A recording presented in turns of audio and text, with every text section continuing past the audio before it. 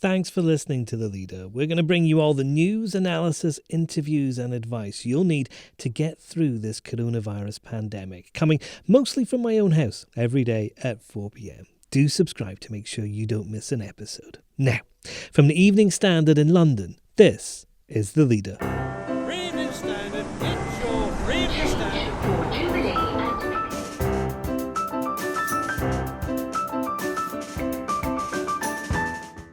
Hi, I'm David Marsland. The Evening Standard is with you in this crisis. We've never quite seen this situation where the certainly not in our modern history, where the kind of life at the capital grinds to a halt. But, one thing we know is that while we're in this dark tunnel, there is a distant light at the end of it. Our editor George Osbourne tells the Leader podcast what we're doing in the paper and online to help keep people informed.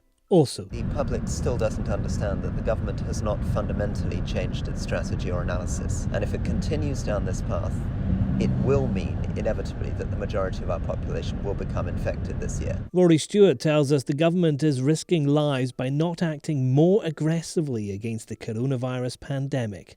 And the parents shouldn't feel like they have that onus, that they might want to have some input in terms of what they're teaching them, but it's ultimately the schools that should be communicating their syllabus, communicating what tasks the students want to do. Dr. Jamie Frost gives advice to parents learning all about homeschooling.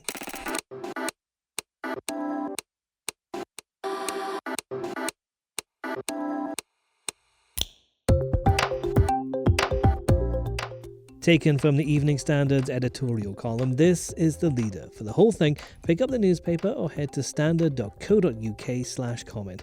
In a moment, George Osbourne on the coronavirus outbreak and what this newspaper is doing to help.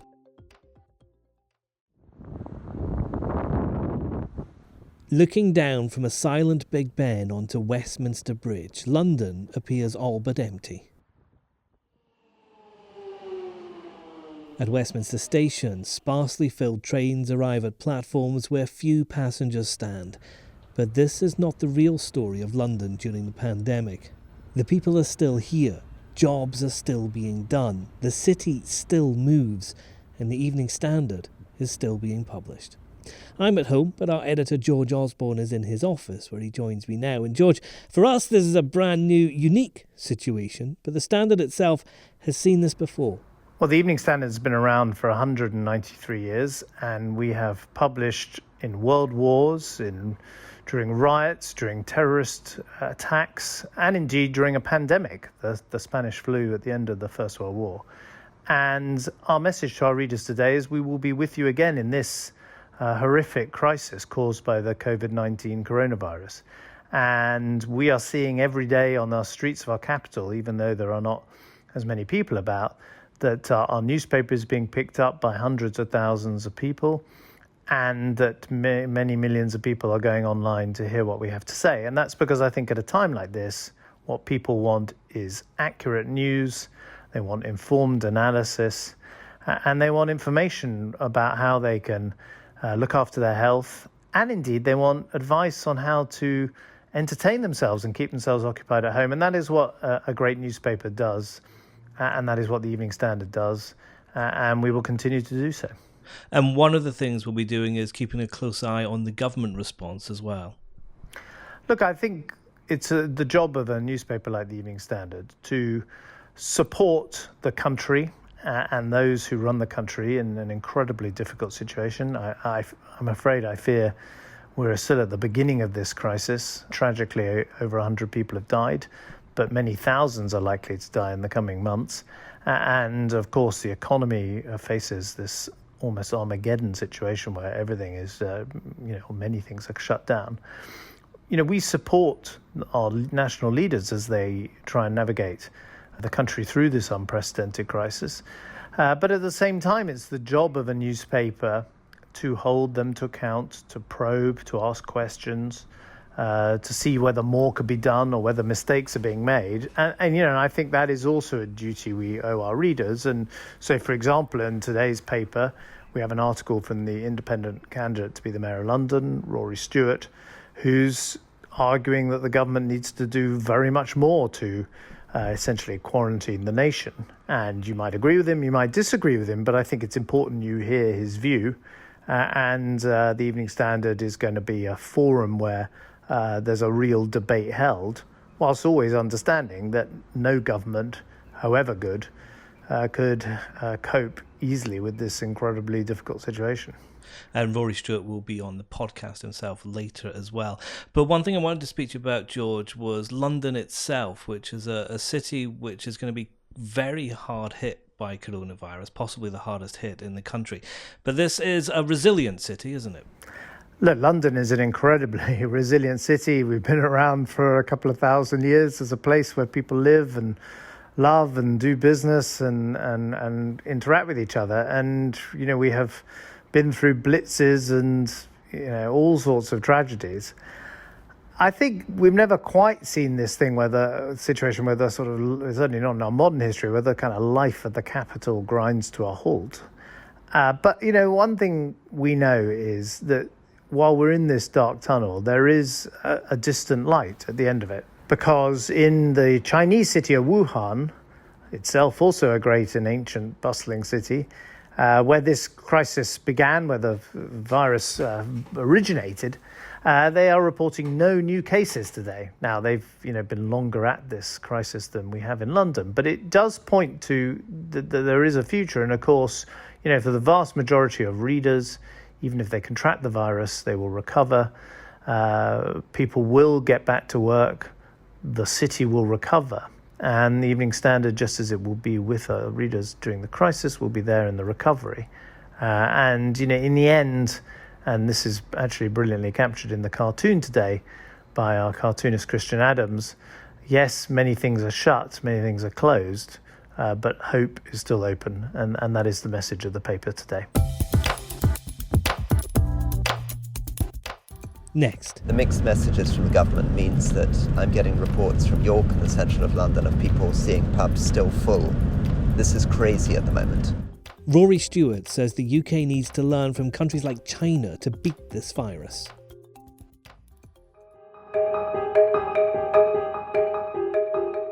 In the last 24 hours, there have been no new locally transmitted cases of coronavirus anywhere in China. A month ago, there were thousands being reported every day.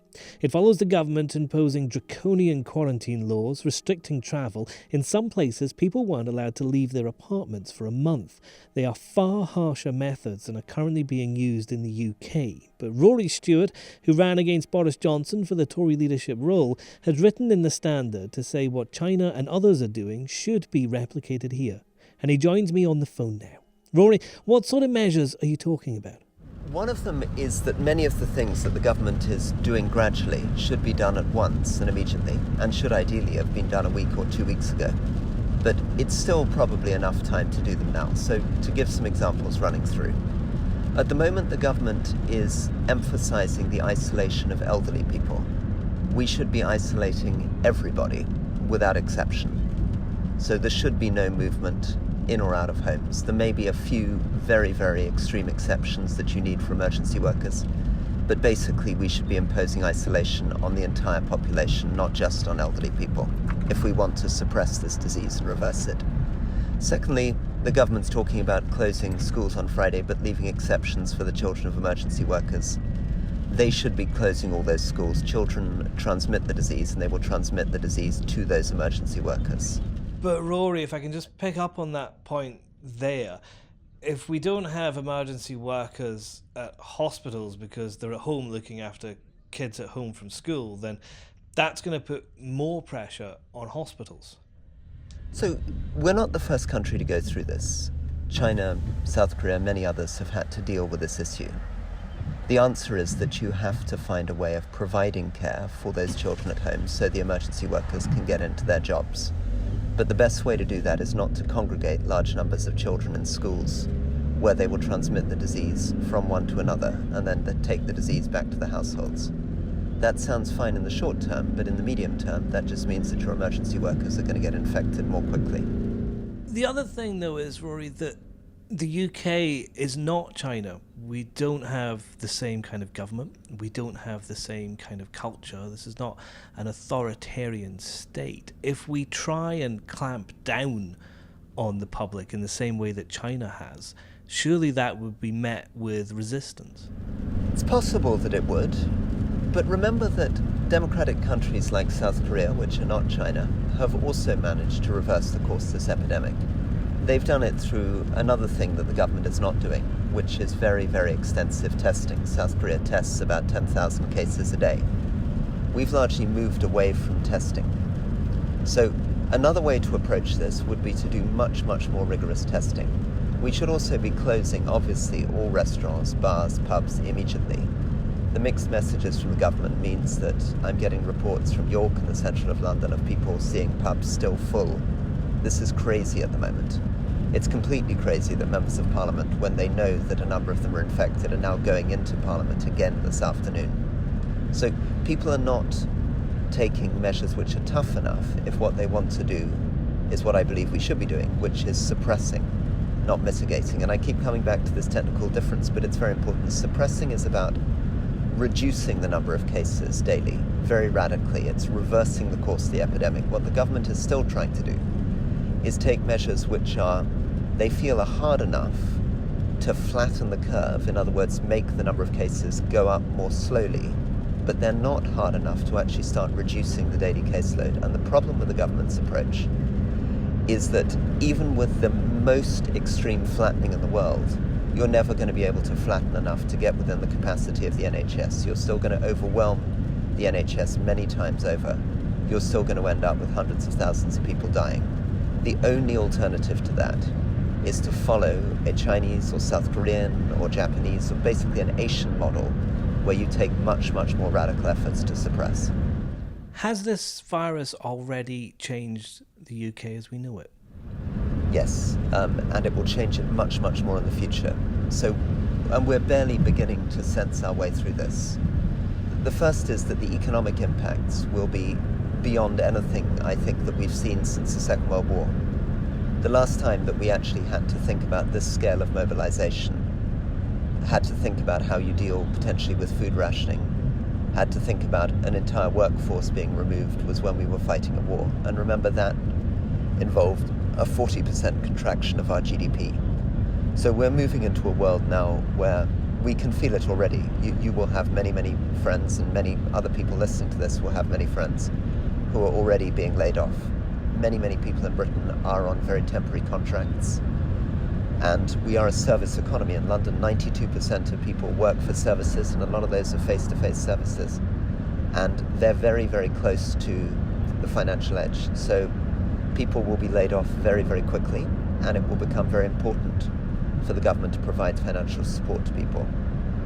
I would suggest that the government now considers moving immediately to a basic income payment. In other words, giving people £1,000 a month regardless, in order to keep them going so that they can pay for basic groceries and keep themselves going. And you can read Rory's article in the Evening Standard newspaper and online at standard.co.uk. Now. Dada! Barney, right, listen to me. Can you read that for me? No.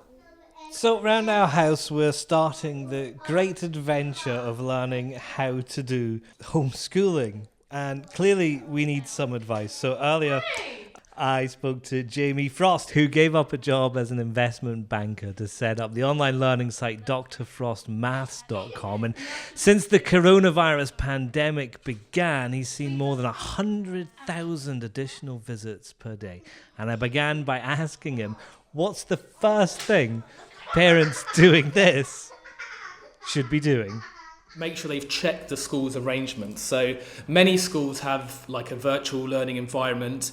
My school, Tiffin School, we've been using something called Google Classroom to make sure that the work is set there. We've also obviously been communicating with students via email to provide a kind of video conferencing links if we want to actually present some material to the class. And the school might have other arrangements as well about logins to certain subscription websites they might have, and so on. So I think that's the most important place to start, to check the school's arrangements, because most schools generally have a kind of clear plan about what they want students to do for that home learning. If I was at school and my school was closed, I'd be thinking, I've got an indefinite holiday here. How do you kind of make them, or should you make them sit down and do schoolwork? I think if parents can check the child's timetable that they would usually have at school and try to follow that as much as possible, just kind of practical things like making sure they're sort of properly dressed so that it kind of feels as much like a proper school day as possible. And sometimes it's just kind of practical things like making sure that you've got that good environment for learning in the home.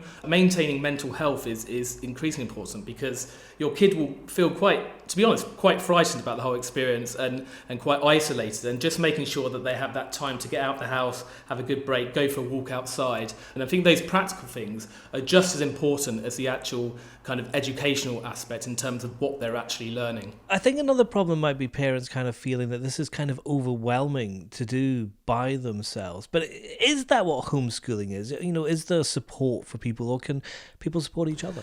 With homeschooling, the parent very much has responsibility of how to educate the child. I still think it's the responsibility of schools to make sure that they're adequately giving work to their students and making sure that's adequately communicated to them. So the parents shouldn't feel like they have that onus, that they might want to have some input in terms of what they're teaching them, but it's ultimately the schools that should be communicating their syllabus, communicating what tasks the students want to do. What kind of resources are there out there for people who need advice, and also, I guess, worksheets and things to do for their children?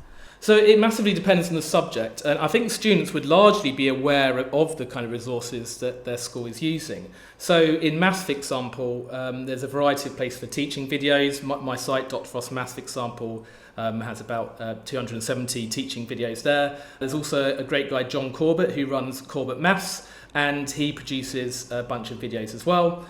And for other subjects, there's similar resources. So you've got Duolingo for MFL, for example, modern foreign languages. My son's currently in detention, by the way. And that's The Leader. Subscribe through your podcast provider and give us a rating too. We're back tomorrow at 4 p.m.